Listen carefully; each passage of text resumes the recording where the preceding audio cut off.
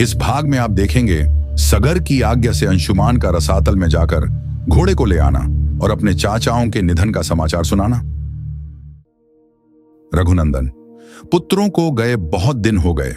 ऐसा जानकर राजा सगर ने अपने पौत्र अंशुमान से, जो अपने तेज से दे दीप्यमान हो रहा था, इस प्रकार कहा। वत्स, तुम शूरवीर, विद्वान तथा अपने पूर्वजों के तुल्य तेजस्वी हो। तुम भी अपने चाचाओं के पथ का अनुसरण करो और उस चोर का पता लगाओ जिसने मेरे यज्ञ संबंधी अश्व का अपहरण कर लिया है। देखो, पृथ्वी के भीतर बड़े बड़े बलवान जीव रहते हैं, अतः उनसे टक्कर लेने के लिए तुम तलवार और धनुष भी लेते जाओ। जो वंदनीय पुरुष हों उन्हें प्रणाम करना, और जो तुम्हारे मार्ग में विघ्न डालने वाले हों उनको मार डालना। ऐसा करते हुए सफल मनोरथ होकर लौटो और मेरे इस यज्ञ को पूर्ण कराओ। महात्मा सगर के ऐसा कहने पर शीघ्रता पूर्वक पराक्रम कर दिखाने वाला वीरवर अंशुमान धनुष और तलवार लेकर चल दिया। नरश्रेष्ठ उसके महामनस्वी चाचाओं ने पृथ्वी के भीतर जो मार्ग बना दिया था, उसी पर वह राजा सगर से प्रेरित होकर गया। वहां उस महातेजस्वी वीर ने एक दिग्गज को देखा, जिसकी देवता, दानव, राक्षस, पिशाच, पक्षी और नाग सभी पूजा कर रहे थे। उसकी परिक्रमा करके कुशल मंगल पूछकर अंशुमान ने उस दिग्गज से अपने चाचाओं का समाचार तथा अश्व चुराने वाले का पता पूछा। उसका प्रश्न सुनकर परम बुद्धिमान दिग्गज ने इस प्रकार उत्तर दिया। असमंज कुमार, तुम अपना कार्य सिद्ध करके घोड़े सहित शीघ्र लौट आओगे। उसकी यह बात सुनकर अंशुमान ने क्रमशः सभी दिग्गजों से न्यायानुसार उक्त प्रश्न पूछना आरंभ किया। वाक्य के मर्म को समझने तथा बोलने में कुशल उन समस्त दिग्गजों ने अंशुमान का सत्कार किया और यह शुभ कामना प्रकट की कि तुम घोड़े सहित लौट आओगे। उनका यह आशीर्वाद सुनकर अंशुमान शीघ्रता पूर्वक पैर बढ़ाता हुआ उस स्थान पर जा पहुंचा जहां उसके चाचा सगर पुत्र रा के ढेर हुए पड़े थे। उनके वध से असमंज पुत्र अंशुमान को बड़ा दुख हुआ।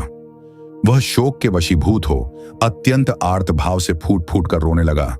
दुख शोक में डूबे हुए पुरुष सिंह अंशुमान ने अपने यज्ञ संबंधी अश्व को भी वहां पास ही चरते देखा। महातेजस्वी अंशुमान ने उन राजकुमारों को जलांजलि देने के लिए जल की इच्छा की, किंतु वहां कहीं भी कोई जलाशय नहीं दिखाई दिया।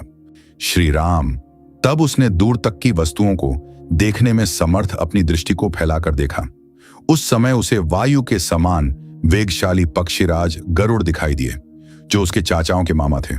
महाबली विनतानंदन गरुड़ ने अंशुमान से कहा, पुरुष सिंह, शोक न करो। इन राजकुमारों का वध संपूर्ण जगत के मंगल के लिए हुआ है। विद्वान अनंत प्रभावशाली महात्मा कपिल ने इन महाबली राजकुमारों को दग्ध किया है। इनके लिए तुम्हें लौकिक जल की अंजलि देना उचित नहीं है। नरश्रेष्ठ, महाबाहो, हिमवान की जो ज्येष्ठ पुत्री गंगा जी हैं, उन्हीं के जल से अपने इन चाचाओं का तर्पण करो। जिस समय लोक पावनी गंगा राख के ढेर होकर गिरे हुए उन 60,000 राजकुमारों को अपने जल से आप्लावित करेंगी, उसी समय उन सबको स्वर्ग लोक में पहुंचा देंगी। लोक कमणिया गंगा के जल से भीगी हुई यह भस्म राशि इन सबको स्वर्ग लोक में भेज देगी।